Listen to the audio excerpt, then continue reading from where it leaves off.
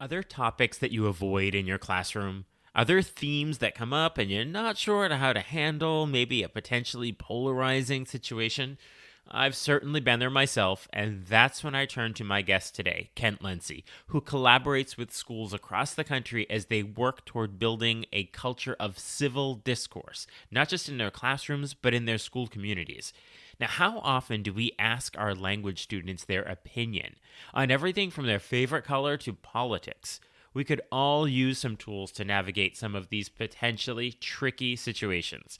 Kent Lenci is here today to provide those tools and insights. So let's jump in. Are you a language teacher looking for some reassurance that what you're doing in the classroom is on the right track? Or maybe you're looking for some ways to teach even more effectively. If you're one or the other or somewhere in between, you've landed in the right place. This is the World Language Classroom Podcast with your host, me, Joshua Cabral. You're about to get tips, tools, and resources so that your students continue to rise in proficiency and communicate with confidence. Let's jump in. Vamos, allons-y. Hello, my friends. Bonjour, mes amis. Hola, mis amigos. Welcome to the World Language Classroom Podcast. I am Joshua Cabral, and you know, if you've been listening, that I always start by reminding you that you are an incredible educator. You're listening to a podcast about teaching when you're likely not at school right now. I mean, who does that? You do that because you're an awesome educator. So thank you so much for being here. Today's topic is a little different than what we normally talk about here on the podcast. We definitely get into topics about teaching culture and very linguistic things. But we're going to really dive deep into looking at how we're having conversations in our classroom.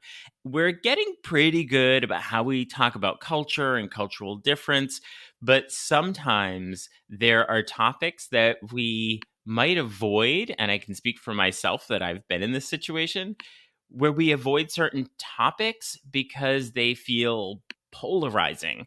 And we want to create a situation where our students are comfortable expressing their viewpoints. And how often do we ask students in our language classrooms to give their opinions on things? Everything from your favorite color to what are your political thoughts? We're always asking those questions. So how can we create a situation in the classroom where that is comfortable for our students? So joining me today is the foremost person that comes to my mind in talking about this subject.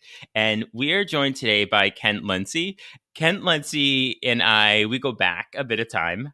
We actually worked together in the same school teaching for the better part of a decade. Little side story on that, I've also taught one of his sons for many, many years, like 6, 7, 8 years. He's going to be one of my 8th graders this year. So we go way back. So this is definitely a guy that I have a ton of respect for on so many levels. But beyond being an incredible educator, he has really moved on professionally to engaging teachers in schools and civil discourse.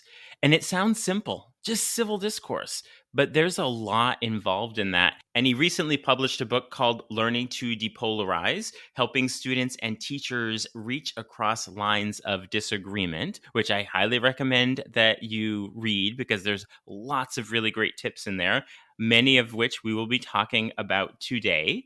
So, Ken, I can talk about you forever, but I'd rather just bring you into the conversation and let's start talking about this. So, Kent Lenci, welcome to the World Language Classroom Podcast. Joshua Cabral, it is a thrill to be here. And because you already teed this up, I'm going to do something that I dare say no other guest of yours has been able to do. But as you said, we were colleagues for a long time, and I'm a parent of a student you teach. So I would like to say to all of your listeners who are amazing teachers, as you said, that Joshua, you are an incredible teacher. Through the eyes of my own child who has come to love language because of your teaching, I've seen it by observing your classroom, working with you on so many initiatives. So it is a joy to be here. And all of your listeners, this is a person who, in fact, does know what he's talking about. You can't see me, everyone, but I'm quite blushing right now. But thank you so much, Ken. Right back at you.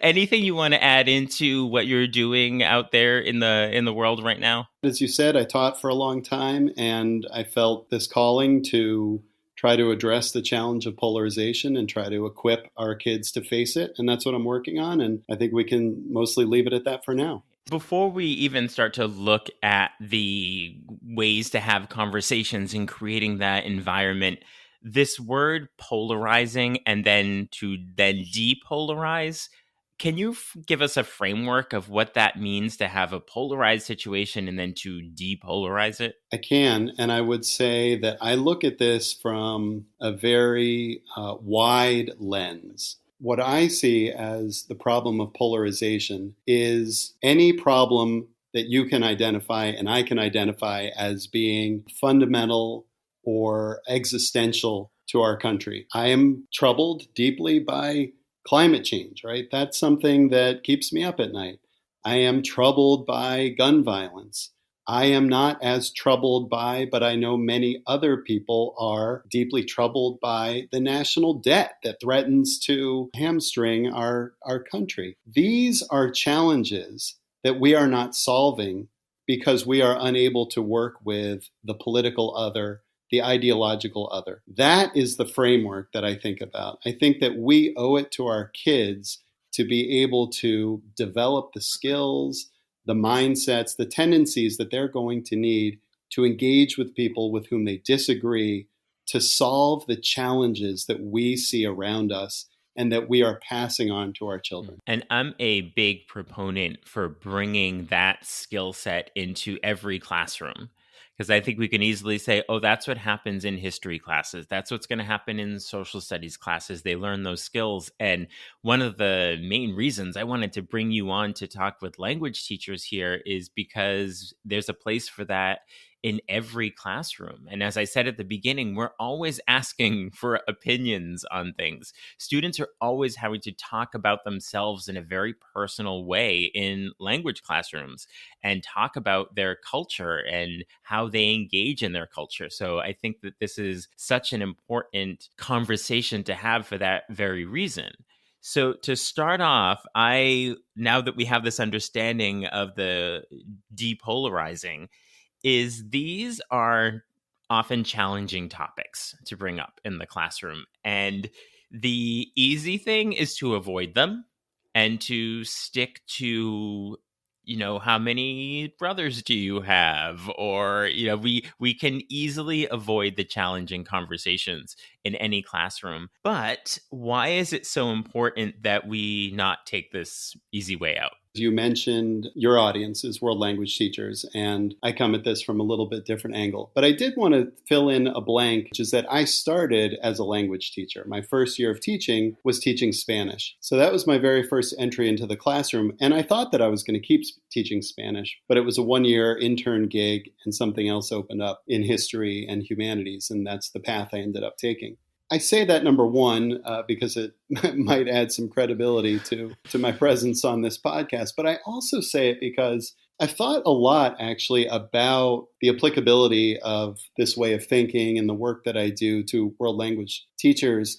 And I really think that this type of thinking, the encouraging our students to engage with the other, to understand, to have some tolerance for the other, strikes me very much like learning a language. I almost on a literal sense, I see this as helping our kids learn the language of people that they don't understand. I think about that often. It's sort of a literacy. And it's something, it doesn't mean that we need to agree. Of course, there's no need for that with somebody who holds disparate ideas or sees the world very differently. But I do think that it is in our kids' best interest to develop some understanding of the language, right? Whether, again, literally, the language can be different on either side of the political aisle, but more broadly, to understand that culture, to understand and to be curious about those people who just seem really different and who seem to hold such different opinions about what's important. I did want to back that up for a second and just say that I think that that's something that may resonate with world language teachers. I think it's something that people can file away a little bit and turn around in their heads and think about whether, maybe that makes some sense. I can sort of relate to this idea of aspirationally wanting to develop a little bit more proficiency in a quote language that really is not my own, certainly not my native language, but there's benefit to that. So why to do that? I mean, I think I would turn back to the phrasing that I offered earlier, which is the grand challenges. I think that we need to pull back and accept that we may have some sticky situations in the classroom. We may invite moments that feel messy to us. I believe that it's in our kids' interest to wade through those opportunities. And I think that if we are not giving them these opportunities to engage with the folks they disagree with and to hear more of what they don't want to hear and to scratch their heads and to perhaps develop some empathy towards or curiosity about those others, that they are not going to be equipped to tackle the problems hand in hand that we have no traction on. And so that's why I think that the flourishing democracy of tomorrow, the happy world we want for our kids, I think it depends. I think we just need to give them the opportunity to work with people they don't agree with, to learn how to do that, to learn how to cooperate and listen better.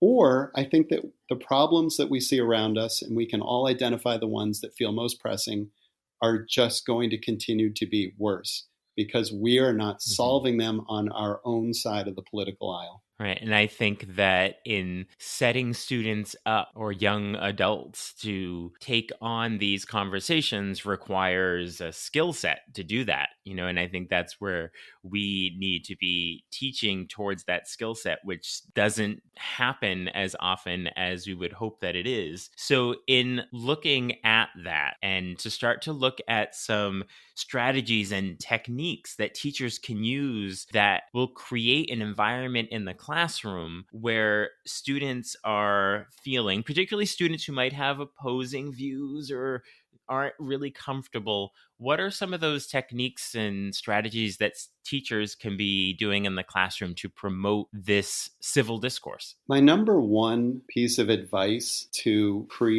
help establish classroom conditions that will allow for this type of exchange across lines of divide or disagreement is to go back to and to focus on some sort of classroom agreement. And this is really where I hang my hat and where I do a lot of my thinking and where I think that people will gain a lot of traction. Many of us have some sort of expectations, perhaps written in a class syllabus, maybe stuck on a poster on the wall, maybe not, maybe even unspoken expectations about how people engage with each other. So my number one piece of advice is for teachers to make sure that they have a robust, thoughtful, purposeful classroom agreement that sets out the rules of the road for how people engage with each other, treat each other in the classroom. If classroom teachers have the time, I think it works really well when that's co-created with students. I say that knowing that it takes time, right? Maybe it takes a full class period. It might take more than that to co-create, to come up with the ideas, to brainstorm together what these rules of the road might be. If teachers were looking for some inspiration on that, I recommend Learning for Justice, Let's Talk, the Let's Talk guide from Learning for Justice, which lays out a what do we want our class to look like, sound like, feel like framework to elicit ideas from students. I often see versions of that in classrooms. I'm curious in terms of in your own classroom, when you had those sorts of contracts, how often did you refer to them? Because I'm thinking, we do it on the first day of school and it goes up on the wall and then it collects dust. It doesn't really become a part of like the ethos of the classroom. So how often are you recommending bringing back the attention to that? Yeah, that's an excellent question, excellent point. And that's what it all comes down to. I agree. Many of these hang on the walls, well-intentioned, and they get no use. I did a lot of things wrong. I think one thing I did pretty well in the classroom was that I did refer quite often to that classroom agreement. And in my own experience, that worked well, that paid dividends. And I suggest, it's my belief, that if we are referring frequently probably every class period back to that agreement, finding other ways to illuminate it by providing homework assignments that might evoke different elements of that agreement,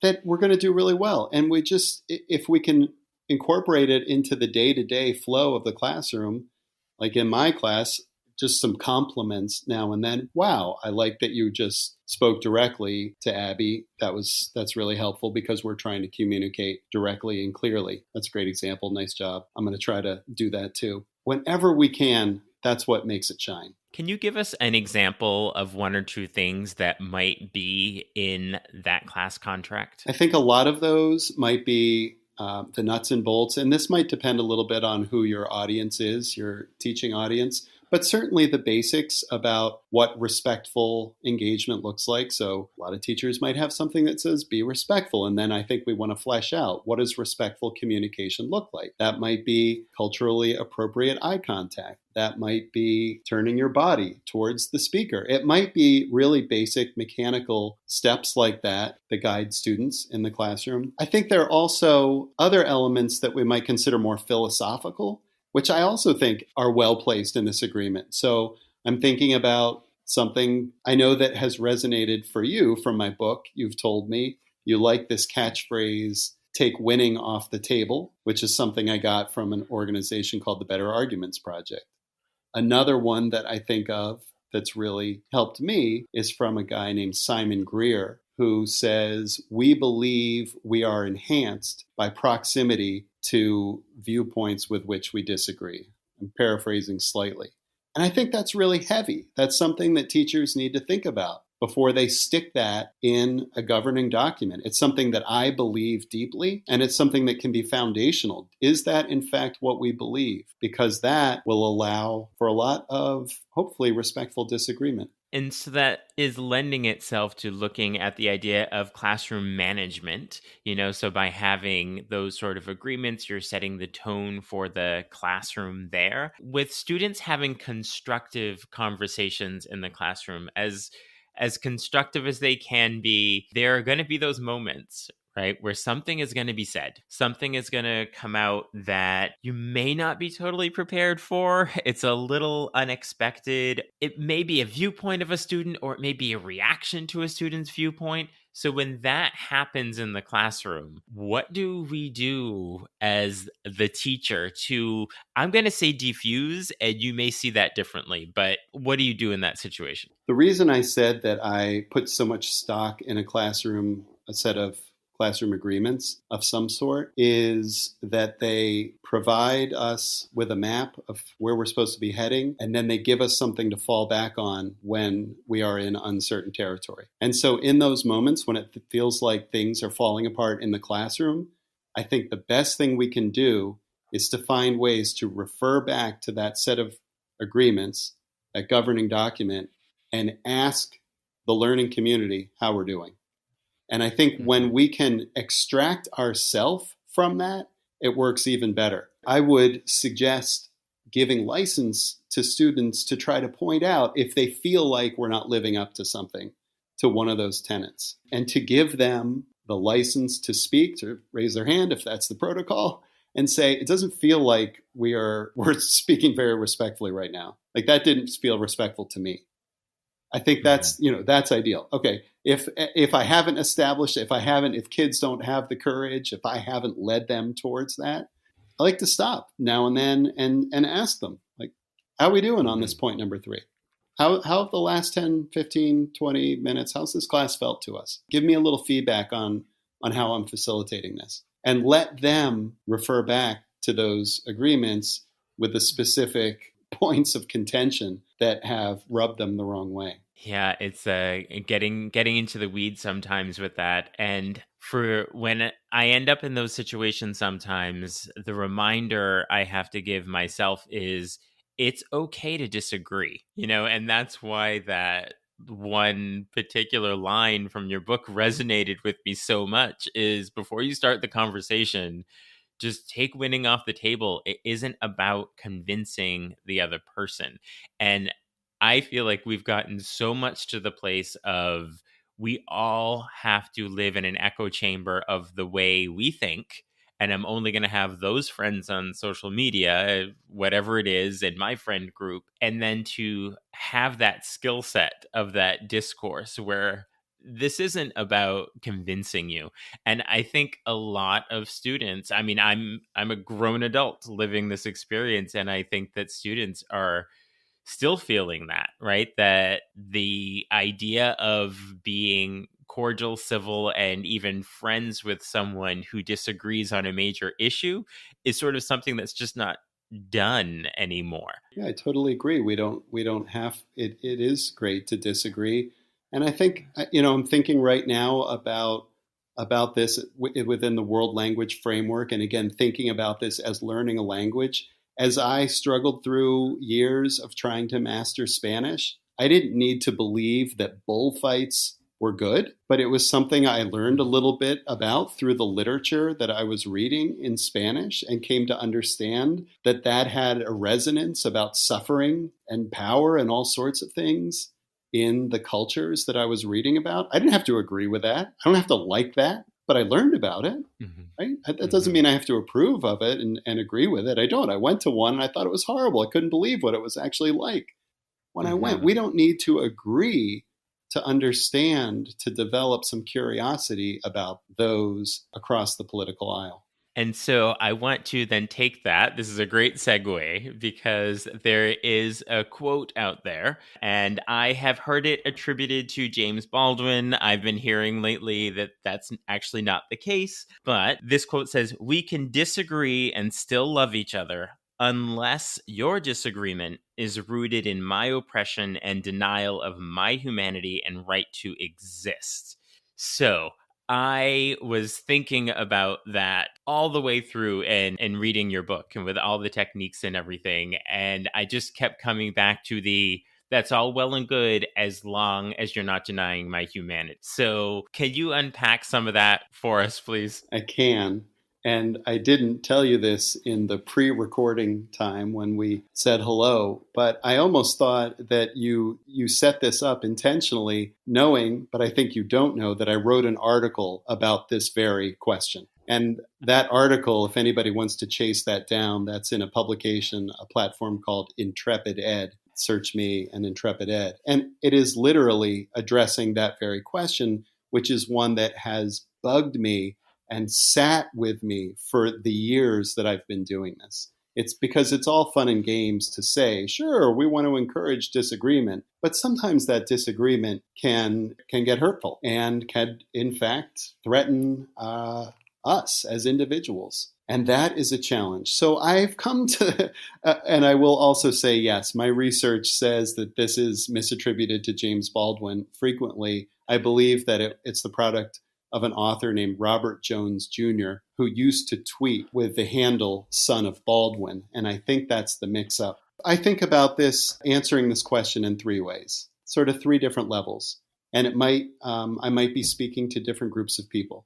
So some folks in your listening audience might hear the first one and say, that's good, that's all I need. So my first answer is, we don't, right? We don't engage with people when the rhetoric that they're spouting threatens our own humanity or the humanity of people we care for, or even beyond our circle of care, just the more widespread humanity at large. That's one way to say that. Nobody expects that we do that, and we shouldn't have to do that. And in fact, that's a great rule of thumb to remember in the classroom. You asked about classroom management. Sometimes we put a lid on it and say, that doesn't belong here. That's language that cuts against the values that we hold in this community, in this classroom, in this school at large, and it has no place. That's one way of answering it. And that rests, right? That answer exists and I believe is valid because people may need to simply respond that way, even as I say, there's another way to answer this. And the other way rests on the fact that there is a bunch of research into how bad we are at understanding the people across the political aisle. And we make that's sometimes known as misestimation. And we're really bad at understanding, in fact, what makes those people tick.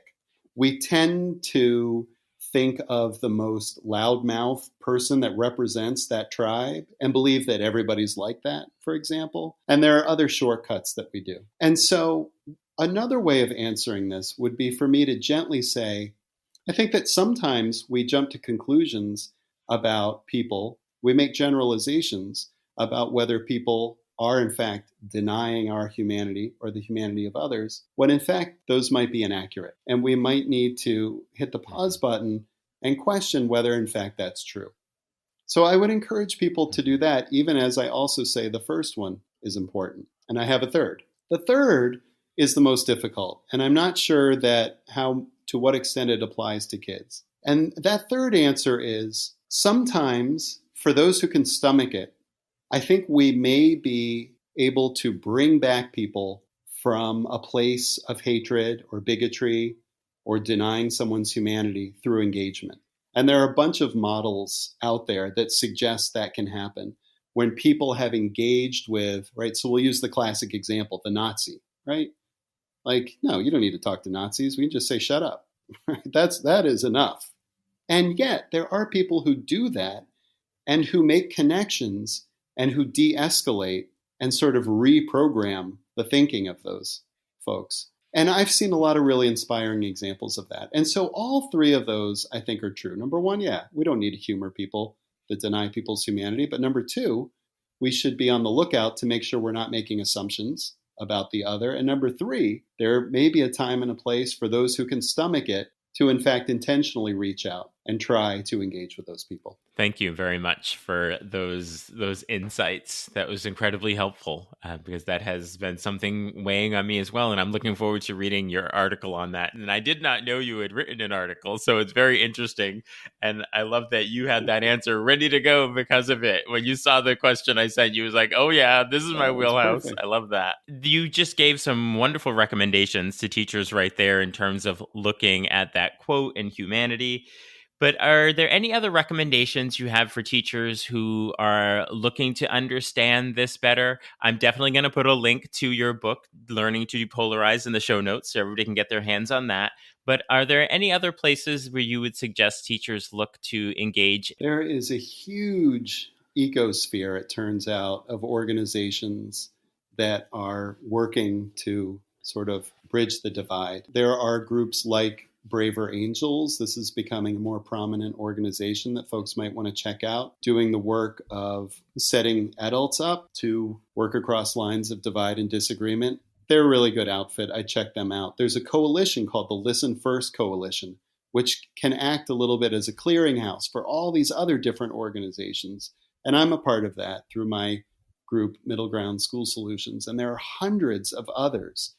So if folks were to check out the Listen First Coalition, that might lead them towards podcasts, towards other media that they might want to check out. And I would, if we're looking for kind of final suggestions, my final thought is for people to just remain hopeful and to find that within them and to think about the long game, which is what I try to do, that we're setting our kids up to face challenges that are vexing and that are not going away and that will require the cooperation, understanding of people with whom they disagree. And there is hope for that. There are a lot of great organizations doing that work. I think there's a lot of room to improve our game in schools and to see it as our mandate as teachers to provide kids with that skill set and those mindsets. And with that, there is so much hope that we can make a dent on what seems to be intractable problems polarizing this country and our society.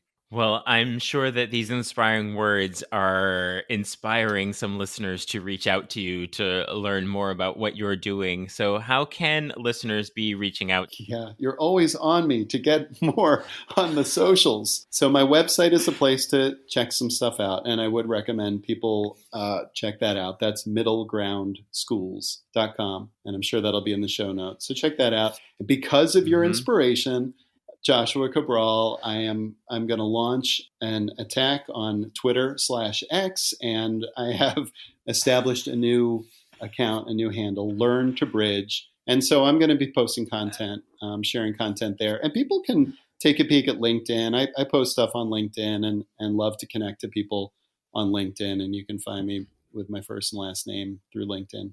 Kent Lenci, this has been an absolute joy, bringing me back to the days when we worked together and just being around your delightful, insightful personality and everything to learn from you. And, as I said at the beginning, this was a little bit of a departure on what we normally talk about on this podcast. And I really appreciated how you framed it for our language teachers and what that looks like in terms of having those conversations in our classroom and how that can happen there. And so I do recommend to everyone that they spend some time with learning to depolarize, because there's some great tips and insights in there to just build on everything you shared with us today. So Ken, thank you so much for being here. Joshua Cabral, thank you. It's been a pleasure to be here. I miss you terribly, and it's been a joy to be on the podcast. What are your takeaways from that conversation with Kent Lenci? Hopefully, you're feeling a little better equipped to proactively set up a classroom community that fosters empathy and respect. Be sure to check out the show notes to connect with Kent. You'll also see the link to sign up for Talking Points, my weekly email newsletter with tips and resources for language teaching. There are also links to get in touch with me if you'd like to work together, either in person in your school or remotely. I'll talk to you soon. Bye for now. Thank you for listening to the World Language Classroom podcast. Be sure to follow or subscribe wherever you're listening so that you never miss an episode. Let's keep the conversation going on social media. Connect with me on X, aka Twitter, Facebook, and Instagram at WL Classroom. And for even more valuable resources, visit my website, WLClassroom.com, where you'll find over 300 blog posts about language teaching. So stay inspired, keep growing, and continue making a difference in your language classroom.